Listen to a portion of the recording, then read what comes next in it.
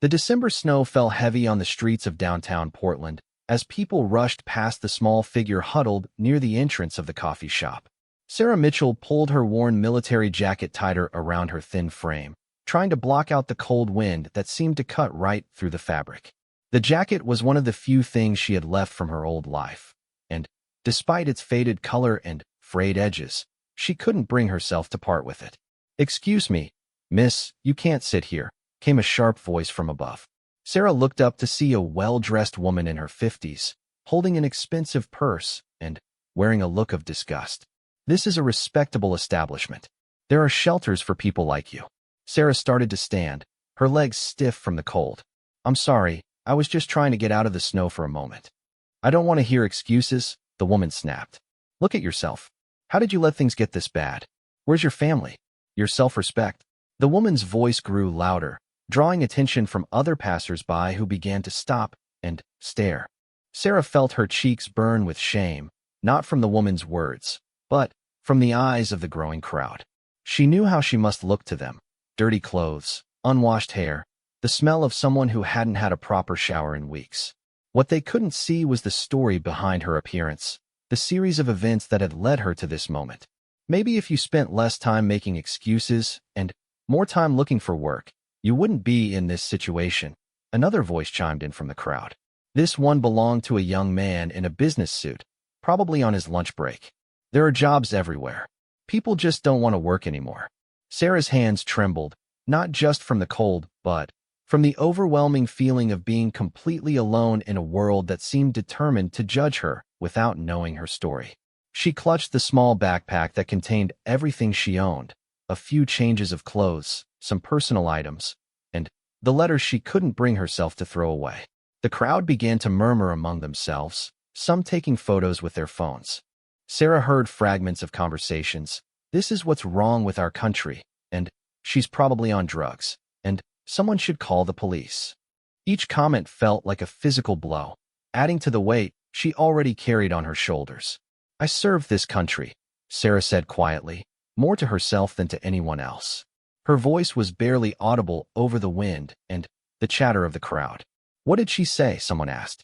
"Probably making up stories," the business suit man replied. "They always have some sob story." Sarah's mind drifted back to a different time, a different version of herself. She remembered the crisp military uniform, the pride in her step as she walked across the base, the respect in the eyes of her fellow soldiers. She had been Sergeant Sarah Mitchell then, part of an elite medical unit that had saved countless lives in some of the most dangerous places on Earth. The memories came flooding back: the heat of the desert, the sound of helicopters overhead, the organized chaos of a field hospital. She remembered Christmas Eve 3 years ago, when her unit had worked through the night to save wounded soldiers after an IED attack. The patch on her jacket, now barely visible under layers of dirt and wear, was from that mission. It was a special commemoration patch that only her unit had received, marking their extraordinary service during what became known as the Christmas Eve miracle. "Sarah, you saved my life that night," Lieutenant Rodriguez had said as he handed her the patch. "If you hadn't stabilized me before the medevac arrived, I wouldn't have made it home to see my kids." The patch was small, just 2 inches across, but it represented one of the proudest moments of her military career. But that was before everything fell apart. Before the diagnosis that changed everything, before the medical discharge, before the benefits got tangled up in red tape, before the apartment became too expensive, before the savings ran out, before the world became a place she no longer recognized. "Are you even listening to me?" The sharp-voiced woman was still talking, her voice cutting through Sarah's memories like a knife. "I asked you a question. How long have you been homeless?" The word stung. Homeless. Sarah had never thought of herself that way, even though technically it was true. She preferred to think of herself as between situations, temporarily displaced, working on getting back on her feet. But hearing it said out loud, in front of all these strangers, made it real in a way that her private thoughts hadn't.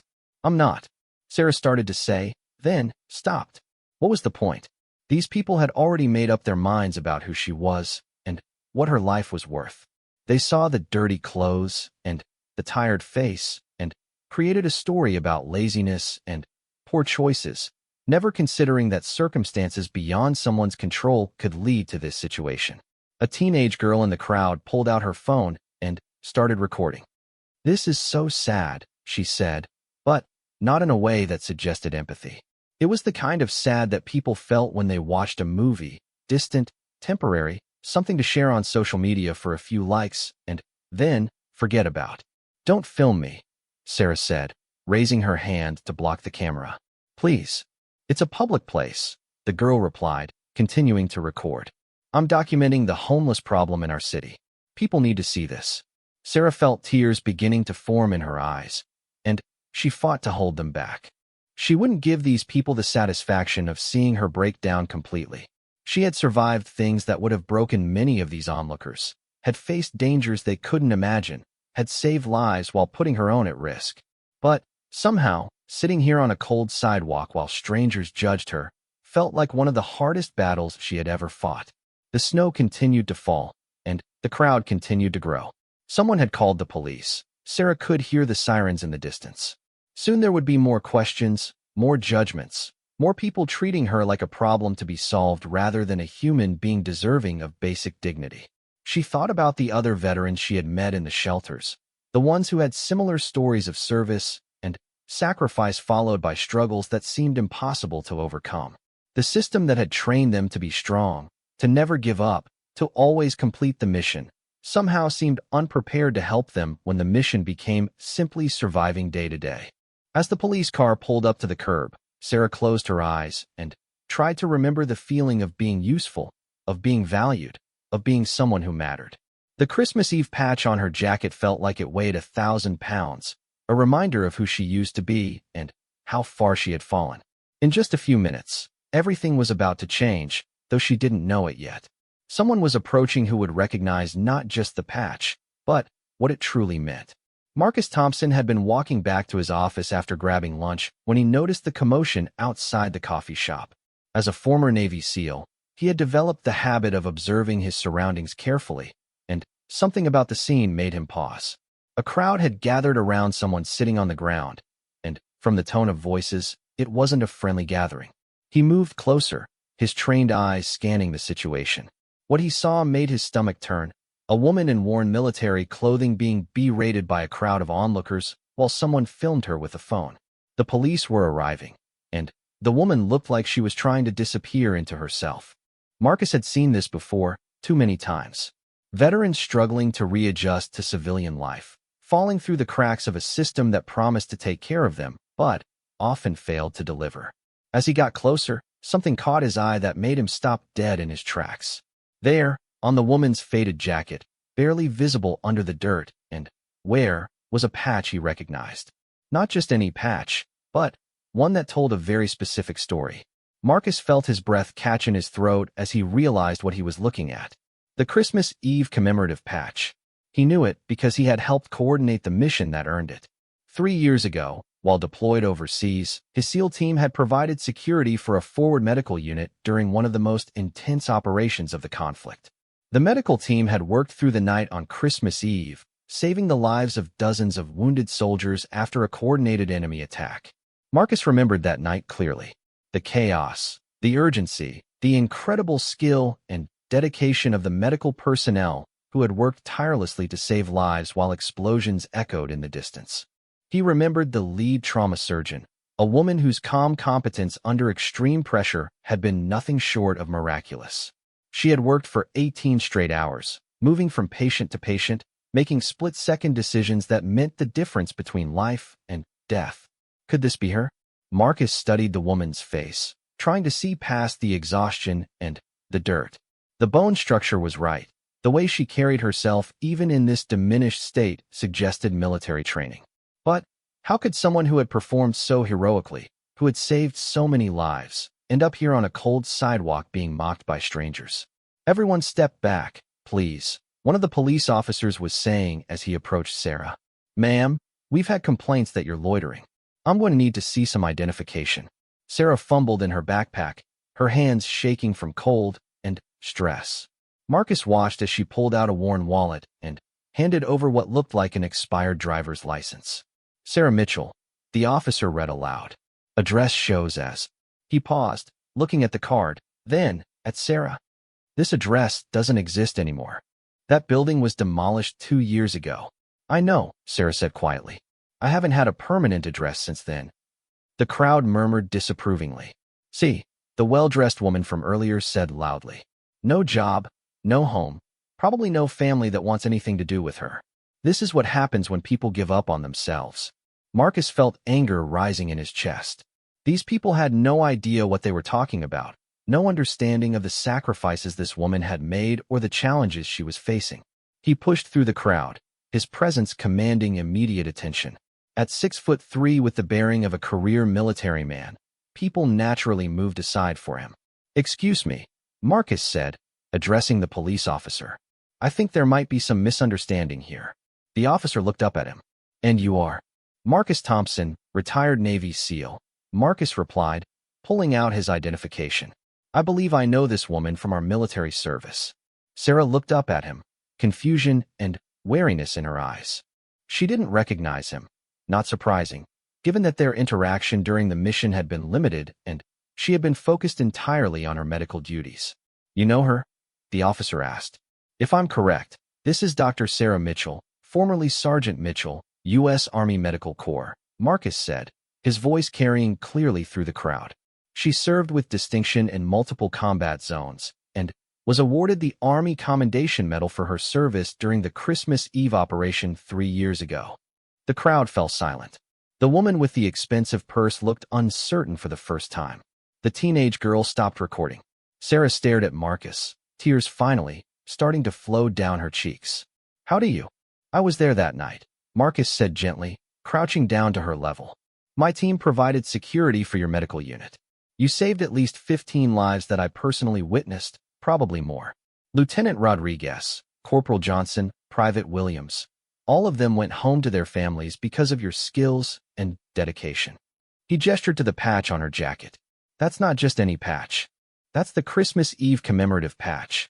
Only 37 people received that patch, and every single one of them earned it through extraordinary service to their country. The police officer looked from Marcus to Sarah, his attitude noticeably shifting. Is this true, ma'am?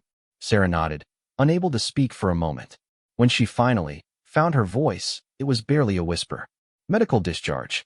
PTSD. The benefits got tied up in paperwork. I couldn't work anymore, couldn't function. Everything just fell apart. Marcus felt his heart breaking for her. He had seen this story too many times. Dedicated service members who gave everything for their country, only to struggle with invisible wounds when they came home. The system was supposed to catch them, to provide the support they needed, but too often it failed. Dr. Mitchell, Marcus said, using her title deliberately so everyone could hear. You saved my teammate's life that night. Corporal Jenkins, you performed emergency surgery on him in a makeshift operating room while mortars were falling around us. He's home with his wife and 2 kids now because of what you did. The crowd was beginning to shift uncomfortably. The narrative they had constructed of a lazy person who had made bad choices was crumbling in the face of this new information. I didn't know, the well-dressed woman said quietly. I mean, how could I know? You couldn't, Marcus replied, his voice firm but not unkind. But that's exactly the point. You made assumptions based on appearances without knowing anything about this person's story or their service to this country. He turned back to Sarah. Dr. Mitchell, I want to help. I work with a veterans organization now, and we specialize in helping people navigate the VA system and get the benefits they've earned. Would you be willing to let me help you? Sarah looked at him through her tears, hardly daring to believe what she was hearing. For months, she had felt completely invisible, like she had ceased to matter to the world. And now this stranger was not only seeing her, but seeing her for who she really was, who she had been before everything fell apart. I don't understand, she said. Why would you help me?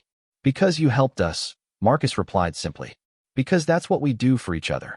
Because no one who served their country with honor should have to face this alone. The police officer put away his citation book. Ma'am, is there somewhere you'd like to go? Somewhere safe. Before Sarah could answer, Marcus spoke up. There's a Veterans Resource Center about 10 minutes from here. They have emergency housing, counseling services, and people who specialize in untangling VA benefits issues. If you're willing, I can take you there right now. Sarah looked around at the crowd, which was now dispersing quietly. The teenage girl had put away her phone. The well-dressed woman was walking away quickly, probably embarrassed by her earlier behavior. Only a few people remained, and their expressions had changed from judgment to something approaching shame. "I haven't had a shower in 3 weeks," Sarah said, as if this was somehow an obstacle to accepting help. "They have facilities for that," Marcus assured her. "Clean clothes, hot meals, medical care if you need it. And, most importantly, people who understand what you've been through." As they helped Sarah to her feet and gathered her few belongings, Marcus thought about the strange way life worked sometimes. If he hadn't decided to grab lunch at that particular place, if he hadn't taken that route back to his office, if the crowd hadn't caught his attention, Sarah might have ended up spending another night on the streets, another day feeling forgotten by the world she had once served. But he had been there, and he had recognized not just the patch, but what it represented. Sometimes, Marcus reflected, the most important missions were the ones you never saw coming. The Veterans Resource Center was nothing like Sarah had expected. Instead of the sterile, bureaucratic environment she had encountered at other government buildings, this place felt warm and welcoming. The walls were painted in soft colors, and there were comfortable chairs arranged in small groups. Photos of service members from different eras lined the hallways, and the staff moved with the efficient but caring manner of people who genuinely wanted to help. Marcus led Sarah to the front desk, where a woman in her 40s with kind eyes and a warm smile greeted them. "Hi, I'm Janet. How can we help you today?" "This is Dr. Sarah Mitchell," Marcus said, again using her title deliberately. "She's a veteran who's been having some challenges with housing and benefits. She served with distinction in combat zones and received the Christmas Eve commemorative patch for her service."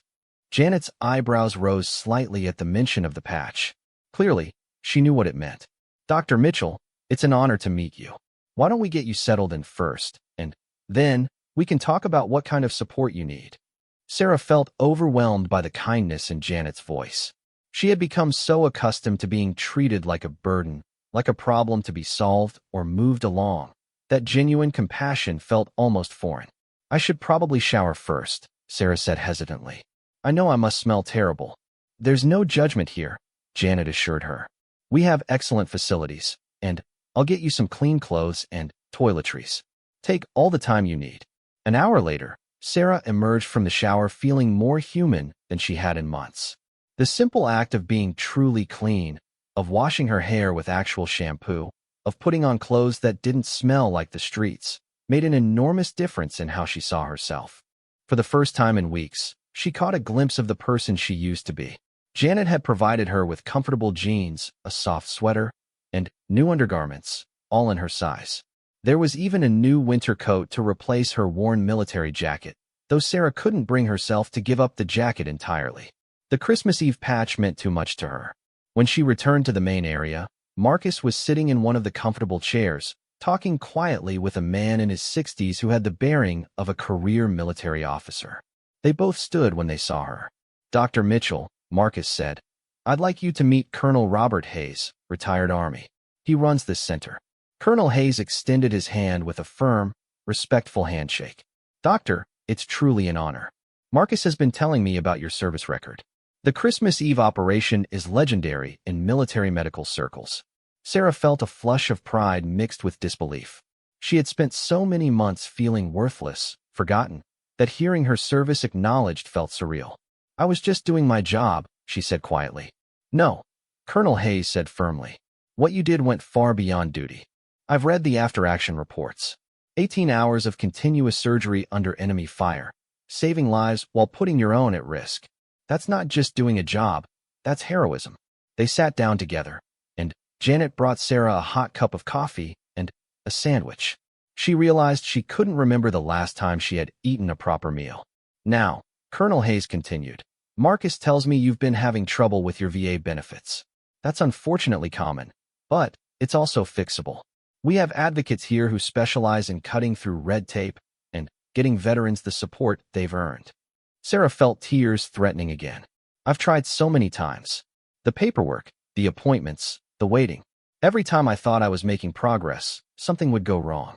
A form would be missing, or my file would get lost. or I'd miss an appointment because I couldn't afford transportation. The system is broken, Colonel Hayes acknowledged. It's not broken intentionally, but it's complex and bureaucratic, and it often fails the people it's supposed to serve. That's why places like this exist, to help navigate that system and advocate for veterans who might otherwise fall through the cracks. Marcus leaned forward. Dr. Mitchell, can you tell us what happened? How did you go from active duty to... He gestured vaguely, not wanting to say the word homeless out loud. Sarah took a deep breath. This was the part she found hardest to talk about, but she knew she needed to share her story if these people were going to help her. The Christmas Eve operation was my last mission, she began. 3 days later, I was injured in an IED attack while evacuating wounded soldiers. Nothing dramatic.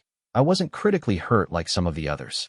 But I hit my head pretty hard, and I started having problems afterward. She paused, gathering her thoughts. At first, it was just headaches and trouble sleeping. But then, I started having panic attacks, flashbacks. I couldn't concentrate during surgery anymore. My hands would shake at critical moments. I became a liability instead of an asset. Colonel Hayes nodded encouragingly. PTSD and traumatic brain injury often go hand in hand. Both are completely treatable conditions, but they require proper diagnosis and care. The medical discharge took months, Sarah continued. During that time, my symptoms got worse. I was living on base housing, but once I was discharged, I had to move out. My disability rating was initially set too low to cover my living expenses, and my appeals kept getting delayed. She took another sip of coffee, feeling the warmth spread through her chest. I had some savings, so I got an apartment off base. But without steady income and with my mental health declining, I couldn't keep up with rent. When my savings ran out, I ended up in my car. When I couldn't afford car payments and insurance, I lost that too. Marcus felt anger rising again, not at Sarah, but at the system that had failed her so completely. What about family? Friends from your service? Sarah's expression grew sad. My parents died when I was in college. That's actually why I joined the military, to pay for medical school through the service. I don't have siblings. As for military friends, she shrugged. You know how it is when you get out. Everyone scatters to different places, different lives. And I was too ashamed to reach out for help. Shame is the enemy, Colonel Hayes said firmly. What happened to you is not a character flaw or a personal failure. It's what happens when someone gives everything in service to their country and then doesn't receive adequate support when they need it most. Janet returned with a folder full of paperwork. Dr. Mitchell, I've pulled together everything we'll need to get your case expedited through the VA system. We have lawyers who work with us pro bono, and we have relationships with people in the VA who can help cut through the bureaucratic delays. But more than that, Colonel Hayes added, we have emergency housing available right here in our facility. Clean, safe rooms with private bathrooms. 3 meals a day, counseling services, medical care, and job training programs. You can stay as long as you need while we get your benefits sorted out. Sarah stared at them, hardly able to process what she was hearing. You would do all that? For me? For you? For any veteran who needs help, Marcus replied. This is what we do. This is how we take care of our own. As the afternoon progressed, Sarah found herself surrounded by a team of advocates who immediately began working on her case. A lawyer reviewed her discharge paperwork and identified several issues that had likely contributed to the delays in her benefits. A counselor scheduled her for a comprehensive mental health evaluation to properly document her PTSD and traumatic brain injury. A job placement specialist began discussing potential opportunities in medical consulting that would allow her to use her skills without the high-stress environment that triggered her symptoms. There's one more thing, Janet said as they wrapped up for the day. We have a tradition here of honoring the service of veterans who join our community. Would you be willing to let us display a copy of your Christmas Eve patch in our Hall of Honor? Sarah looked down at her worn military jacket, at the small patch that had caused so much trouble and then, ultimately, had saved her. I'd be honored, she said. That night, as Sarah settled into her first real bed in months, she thought about the strange journey that had brought her here. From being mocked and humiliated on a street corner to being treated with dignity and respect, all because one person had recognized what her patch truly meant. But, more than that, she realized that Marcus's recognition hadn't just saved her from another night on the streets. It had reminded her of who she really was. Not the broken, homeless person that the crowd had seen, but Dr. Sarah Mitchell, a decorated veteran who had saved lives and served her country with honor. For the first time in months, Sarah fell asleep feeling hopeful about the future. 6 months after that snowy December day outside the coffee shop, Sarah Mitchell stood in front of a mirror in her new apartment, adjusting the collar of her professional blazer. The transformation was remarkable, not just in her appearance, but in her entire demeanor. The hollow, defeated look in her eyes had been replaced by something that resembled the confident surgeon she had once been. The apartment was small but comfortable, with large windows that let in plenty of natural light. It was furnished simply but tastefully, and every item in it represented a step forward in rebuilding her life. The framed photo on her dresser showed her with her medical unit on Christmas Eve 3 years ago, all of them exhausted but triumphant after saving so many lives that night. Her Christmas Eve patch now sat in a place of honor on her bookshelf, carefully preserved in a shadow box alongside her other military commendations. But it was no longer the only reminder of her service. The walls of her apartment were decorated with letters from soldiers she had treated, photos from her military service, and her medical school diploma that she had thought was lost forever, but which the Veterans Center had helped her recover. The doorbell rang, and Sarah smiled as she opened it to find Marcus standing there with a bouquet of flowers and a proud grin on his face. "Ready for your big day?" he asked. "I think so," Sarah replied, though her hands were slightly shaking with nervousness. "It's been so long since I've done anything like this." Today was the day Sarah would begin her new job as a trauma counselor and medical consultant at the Veterans Center. The position would allow her to use both her medical expertise and her personal experience with PTSD to help other veterans who were struggling with similar challenges. The journey to this point hadn't been easy. The first few weeks at the Veterans Center had been particularly difficult as Sarah worked through years of accumulated trauma with the help of skilled counselors. There had been setbacks, days when the depression felt overwhelming, nights when the nightmares seemed more real than her new reality. But there had also been breakthroughs. The day she successfully appealed her VA disability rating and received the back payments she was owed. The first time she slept through the night without waking up in a panic. The moment when she realized she could think about her military service with pride rather than pain. "Have you heard from any of the others?" Sarah asked as they walked toward Marcus's car. Marcus nodded. "Lieutenant Rodriguez sends his regards. He wanted you to know that he's doing well, and his kids are excited to hear that their angel doctor is back helping other veterans." This was something that had surprised Sarah during her recovery, discovering how many of the soldiers she had treated remembered her and had been hoping she was doing well. Through the veterans' networks, word had spread about her situation and her recovery, and she had received dozens of letters and messages from people whose lives she had touched during her military service. As they drove to the center, Sarah reflected on the changes in her life. The legal team at the Veterans Center had not only resolved her benefits issues, but had also helped her address the medical discharge paperwork that had contributed to her problems.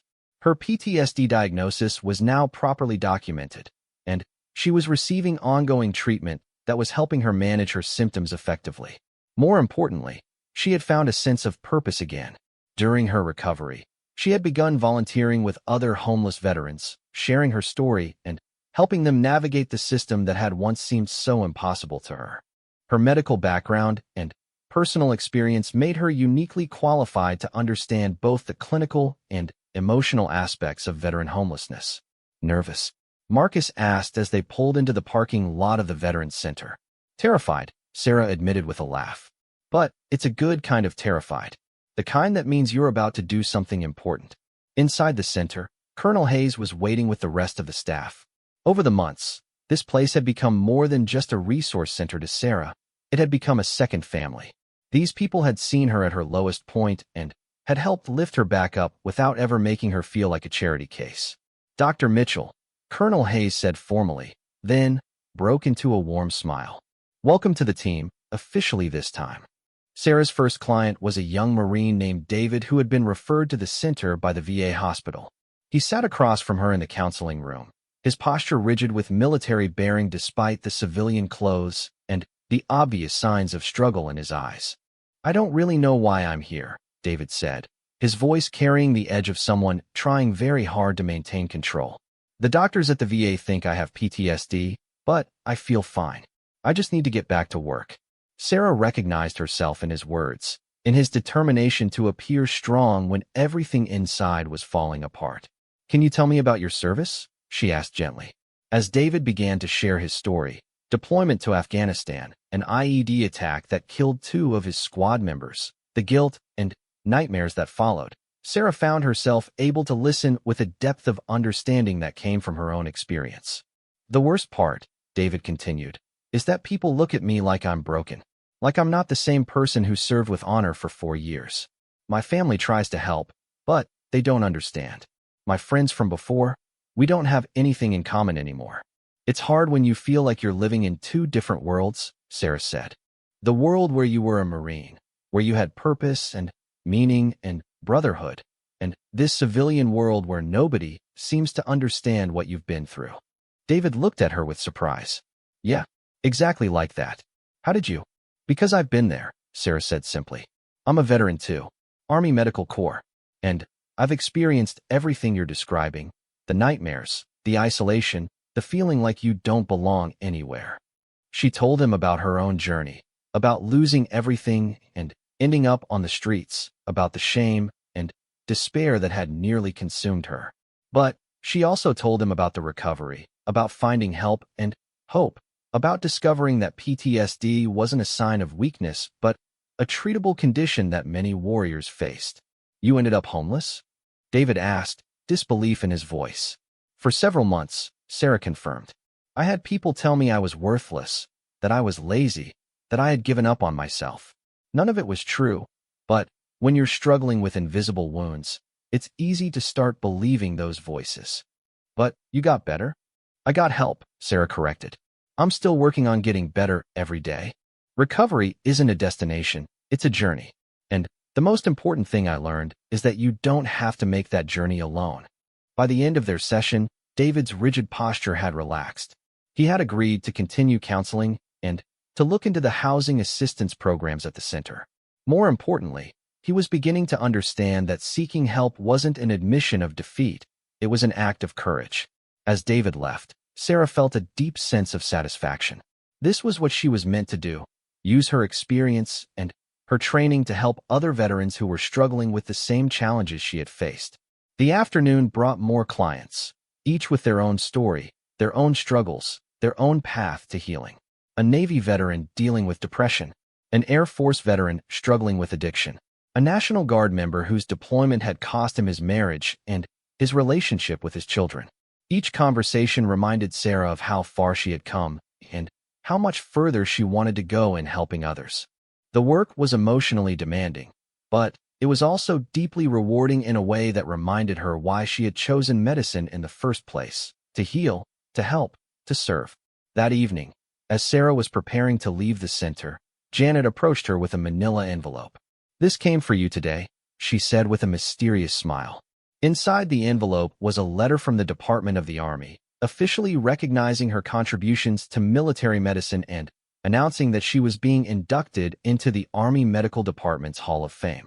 The ceremony would take place at the Pentagon in 6 months, and she was invited to bring guests. Sarah stared at the letter, hardly believing what she was reading.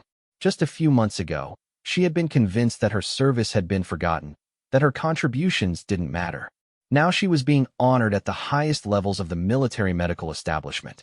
Congratulations, Marcus said, reading over her shoulder. Though I have to say, I'm not surprised. What you're doing here, the lives you're changing, it's just a continuation of the service you've always provided. As Sarah drove home to her apartment that night, she thought about the journey that had brought her to this point. The darkest moments of her life, sitting on that cold sidewalk while strangers mocked her, feeling completely forgotten and worthless, had led directly to this new chapter where she was helping other veterans avoid the same fate. The Christmas Eve patch that had once seemed like a reminder of everything she had lost had become a symbol of everything she had the power to give. Her story of falling and rising again wasn't unique among veterans, but it was hers, and it had given her a unique ability to reach people who were walking the same difficult path. Before going to sleep, Sarah opened her laptop and began writing in the journal that her counselor had encouraged her to keep. Tonight's entry was different from the ones she had written in the early days of her recovery, when every word was a struggle against despair. Tonight, she wrote about hope, about the young Marine who had left her office with the beginning of understanding that he wasn't broken, just wounded, and that wounds could heal. About the dozens of other veterans she would meet in the coming weeks and months, each one carrying their own Christmas Eve patch, their own reminder of service and sacrifice that the world sometimes failed to recognize. She wrote about Marcus, the SEAL who had seen past her appearance to the person underneath, and about Colonel Hayes and Janet and all the others who had reminded her that no veteran should have to fight their battles alone. Most importantly, she wrote about the lessons she had learned through her darkest hours and her slow climb back to the light, that sometimes the very experiences that seem to destroy us can become the foundation for our greatest contributions to the world. The Christmas Eve patch now sat in its place of honor, no longer a burden to carry, but a torch to light the way for others who were lost in the darkness, searching for their own path home.